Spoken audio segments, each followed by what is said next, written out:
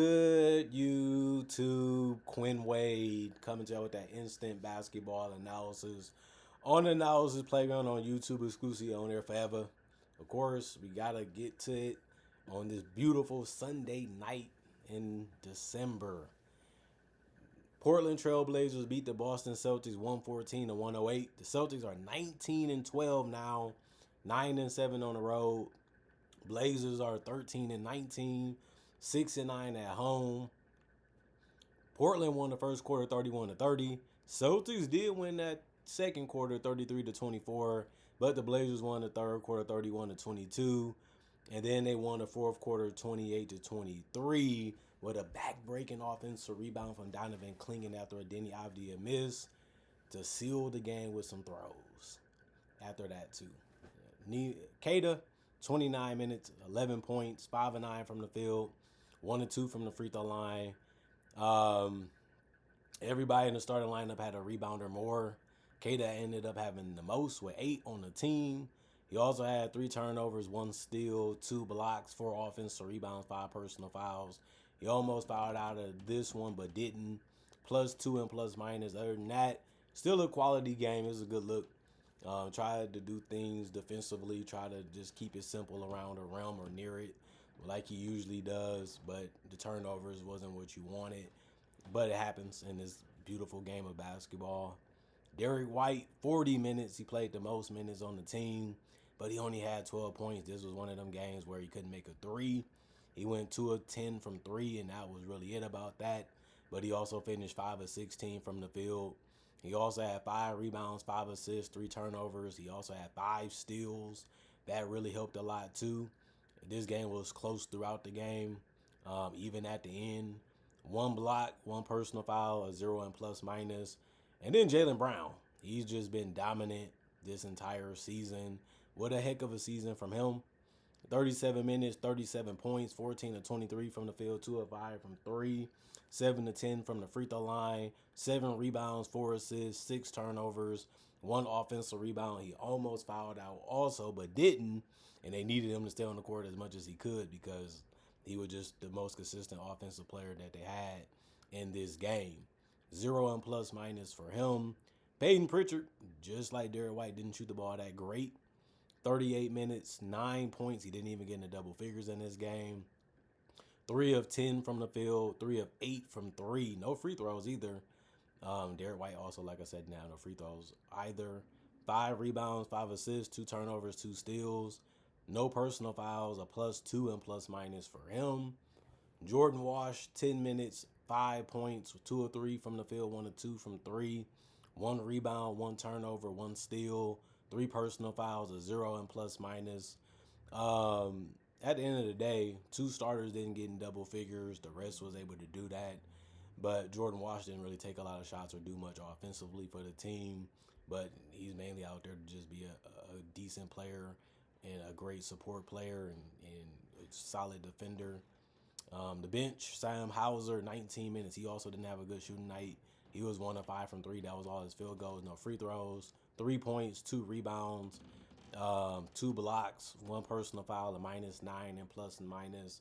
Luka Garza, 11 minutes, 5 points, 1 of 4 from the field, 1 of 3 from the three-point line, 2 of 2 from the free throw line, 3 rebounds, 2 turnovers, 2 offensive rebounds, 5 personal fouls. He almost fouled out, but he finished as a -9 and plus minus. Dang, that's crazy. Luka Garza only played 11 minutes and still almost fouled out. Crazy enough. Anthony Simons, 19 minutes, 13 points, 4 of 11 from the field, 2 of 6 from 3. 3 of 3 from the free throw line, 3 rebounds, 1 assist, 1 turnover, 2 steals, 2 offensive rebounds, no personal fouls, and a -15 in plus minus. Good game. You know, he played a good game. He's mainly out there to come in and get buckets. He was able to do that enough compared to the starters, too, that ended up having worse offensive numbers than him. Somebody had to pick up the scoring. Somebody had to put the ball in the basket. He just tried to do the best he could out there. Baylor Shireman, 7 minutes, no points because he took no shots even from the free throw line. But he did get 1 assist, 1 personal foul, and a -4 and plus minus. Gonzalez played the most minutes off the bench. 13 points, tied with Anthony Simons for the most off the bench. 5 of 10 from the field, 1 of 5 from 3, 2 of 2 from the free throw line, 6 rebounds, 3 assists, 2 turnovers, 2 steals, 3 offensive rebounds, 2 personal fouls, and a +3 and plus minus. Um, Team, if they don't shoot the three ball great, they beatable. If they shoot it decent or good, above average, they are going to be a tough team to beat, especially if Jaylen Brown is dominant like he was tonight. He was dominant, but the team didn't shoot great from three. So they ended up finding themselves in a losing type of situation. But let's talk about the Portland Trail Blazers. Tamani Kamara, 35 minutes, 20 points, 7 to 14 from the field, 4 of 10 from three, 2 of 3 from the free throw line, 5 rebounds, 3 assists, 1 turnover, 1 steal, 3 offensive rebounds, 5 personal fouls, and a +1 and plus minus. Um, Honestly and truthfully, good game. That's all I can say. Tamani Kamara showed up, and he had a good game all around. Every single thing you needed him to do out there but get a block.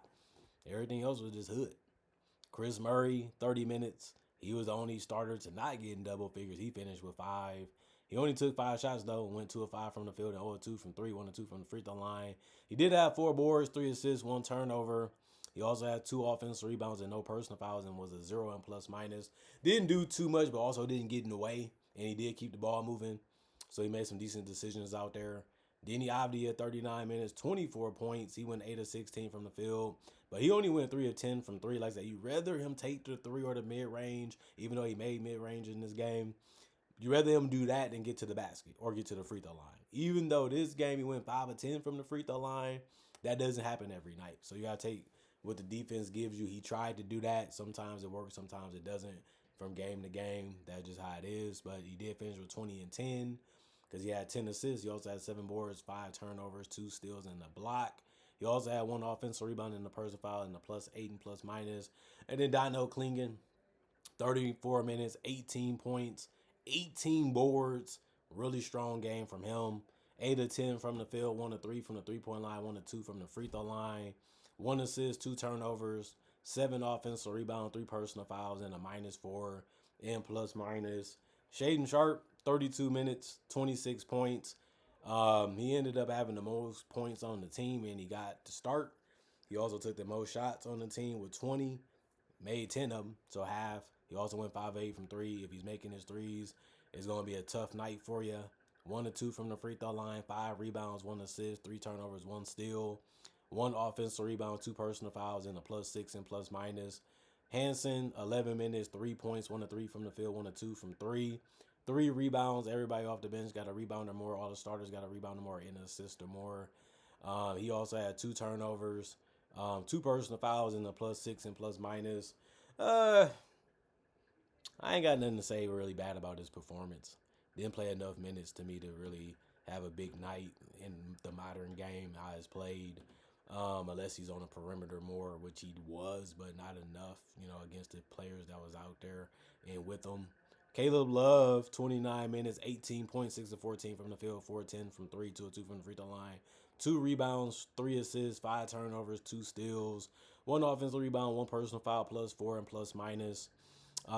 He's out there to get buckets, out there to keep the ball moving and try to contribute as much as he can defensively. He did all those things tonight, so good night for him. City missed every single shot. 0 of 5 from the field, 0 of 4 from 3, but he still found some ways to help out. 3 rebounds, 4 assists, 1 turnover, 2 steals, and a block. Still a decent night because of that. 1 offensive rebound, 2 personal fouls, and a +1 and plus minus. And Rupert, 8 minutes, 0 of 2 from the field. It was all 3-pointers that he shot. That was the end of his night.